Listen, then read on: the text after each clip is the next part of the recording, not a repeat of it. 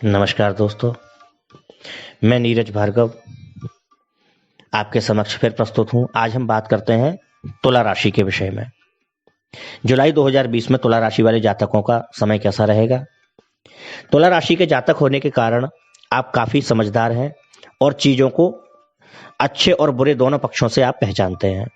इस दौरान शुक्र आपके अष्टम भाव में रहकर वासना परक विचारों की वृद्धि कर सकता है, जिस पर नियंत्रण रखना आपके लिए बेहतर होगा, क्योंकि मर्यादित आचरण से ही आप समाज में अच्छा स्थान प्राप्त कर सकते हैं।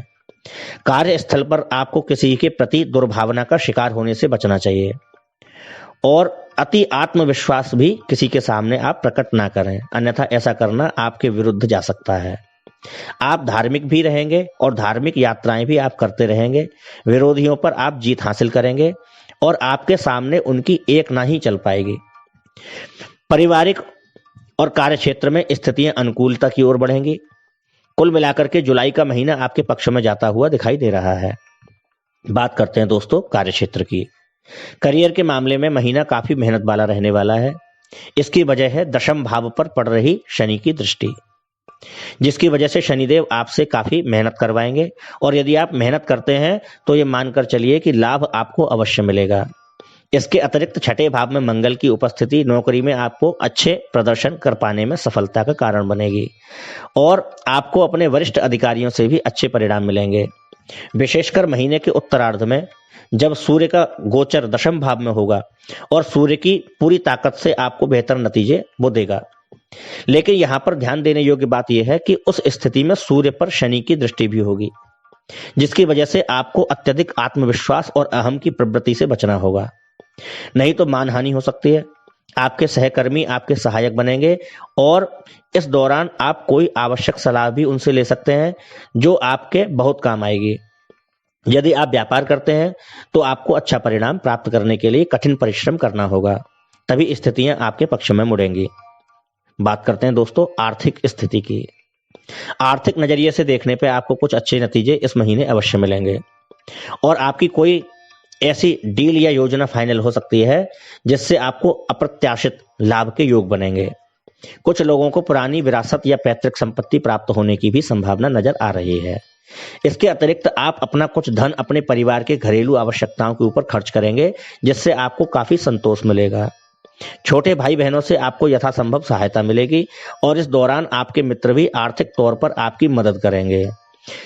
खर्चों पर नियंत्रण रखने से आपकी स्थिति बेहतर होगी और पहले के मुकाबले खर्चों में कटौती होगी। इस प्रकार आप बेहतर तरीके से अपने वित्त को नियंत्रित कर पाएंगे और नतीजतन आपकी आर्थिक स्थिति बेहतर रहेगी। व्यापार से मुनाफा प्राप्त करने के लिए आपको अत्यधिक प्रयास करने पड़ेंगे और काफी यात्राएं भी आपको करनी पड़ सकती हैं। बात करते हैं दोस्तों स्वास्थ्य की। स्वास्थ्य के लिहाज से देखें तो इस महीने आमतौर पर आपका स्वास्थ्य सामान्य में रहेगा।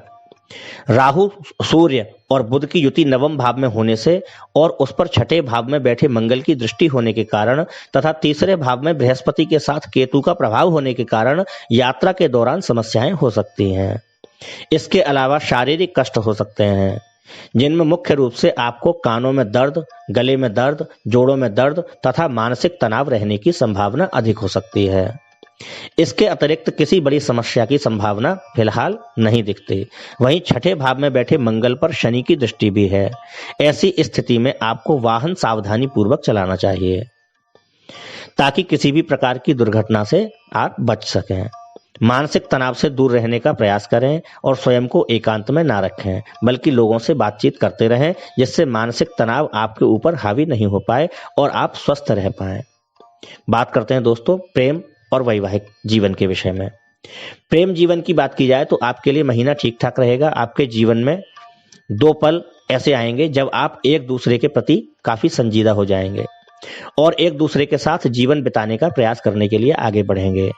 हालांकि आपके जीवन में स्वयं की ही कुछ चुनौतियां भी आएंगी और आपके लिए वक्त थोड़ा सा मुश्किल हो सकता है, लेकिन आपकी भावनाओं को नियंत्रित रखने में इस स्थिति को अवलोकन करें और अपने प्रेम जीवन को बेहतर बनाने के लिए उसके बारे में ठंडे दिमाग से सोचें, विचार करें। अभी आपका समय पूरी तरह से नहीं आया है, इसलिए थोड़ा सा धैर्य बनाए रखें।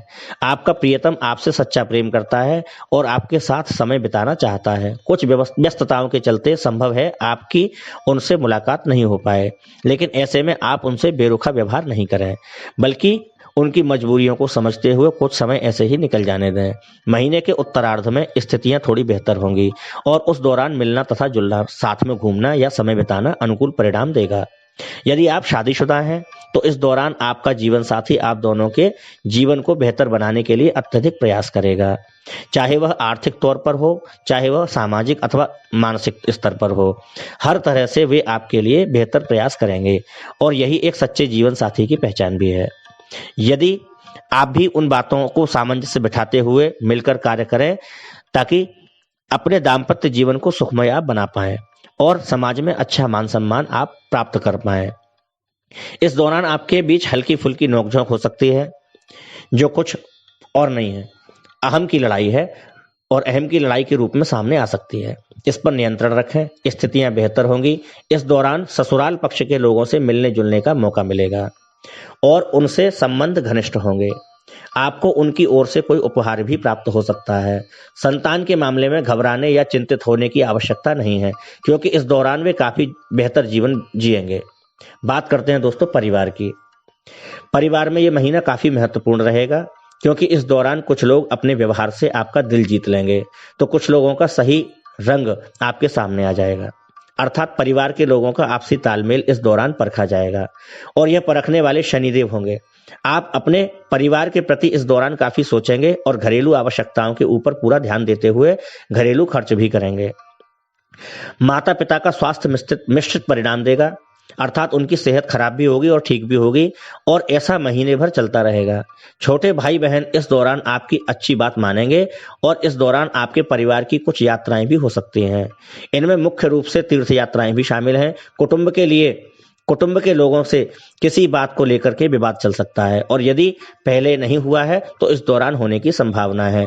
यदि आप किसी मुकदमेबाजी में फंसे हुए हैं तो इस दौरान प्रयास कर सकते हैं, आपको उसमें सफलता हासिल होगी और नतीजे आपके पक्ष में आ सकते हैं। इसके अतिरिक्त मातृपक्ष के लोगों को से थोड़ा आपको सतर्क रहने की आवश्यकता है, उनके कारण कुछ समस्या आपको आ सकती है, मामा इत्यादि से।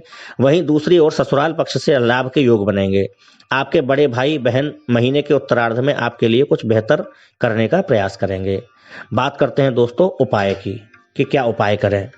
तुला राशि के जातकों को जुलाई के महीने में उपाय के तौर पर सूर्य भगवान की आराधना करनी चाहिए, जिससे उनकी आमदनी में वृद्धि होगी। साथ ही उन्हें राशि स्वामी शुक्र, जो कि अष्टम भाव में बैठा है, उसको मजबूती देने के लिए शुक्र के बीज मंत्र ओम द्राम द्रीम द्रोम सह शुक्राय नमः, इस मंत्र का जाप करना चाहिए तथा शुक्रवार के दिन लाल वस्त्र पहन करके माता के मंदिर में जाकर के माता को लाल पुष्प अर्पित करना चाहिए। ऐसा करने से आपके जीवन में सभी प्रकार की खुशियां आएंगी और आपका स्वास्थ्य भी सुधर जाएगा। आपको भाग्य की प्रबलता प्राप्त करने के लिए उत्तम गुणवत्ता का पन्ना रत्न भी अपनी सबसे छोटी उंगली यानी कनिष्ठिका उंगली में धारण करना चाहिए। और कनिष्का उंगली में जब ये आप पन्ना धारण करते हैं तो शुक्ल पक्ष के बुधवार को इसको अगर आप करेंगे तो बहुत अच्छा है।